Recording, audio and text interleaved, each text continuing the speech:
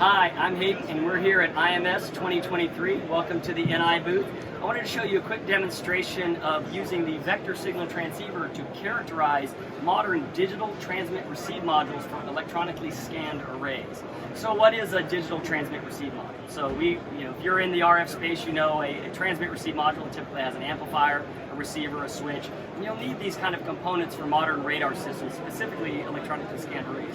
Modern radars are doing this more digitally, where it includes a digital interface and an analog interface on the backside. So this is quite different the way you would test these, because you'll need some way to inject digital data into it and then measure the analog response, and vice versa, inject an analog pulse signal out of like a radar and receive it on the digital side. So let's take a look at the hardware in here and how we're doing this with PXI.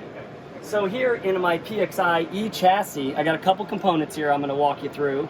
Here we have a PXI-E 6594. So this is a FPGA high-speed serial instrument, and so we're actually able to emulate a radar pulse, but digitally providing that IQ data and transmit it over a high-speed serial interface that you see here. Now this is actually coming out and going into this 5785, so this has a high-speed serial interface and analog outputs, so we're kind of emulating a digital transmit receive module here with this PXI-E module. So receive the RF pulse, and then we transmit it in an analog fashion here, and it's a multi-channel DTRM, if you will, and we're receiving two RF pulses, two RF channels here into our PXI-E 5842. Now these are our latest vector signal transceivers. They go up to 26 gigahertz in frequency and have 2 gigahertz of instantaneous bandwidth, which is very important for modern radar pulses because they can be quite wideband, these signals. Now we're producing, out of these, we're also producing an RF pulse, similar to what a radar would produce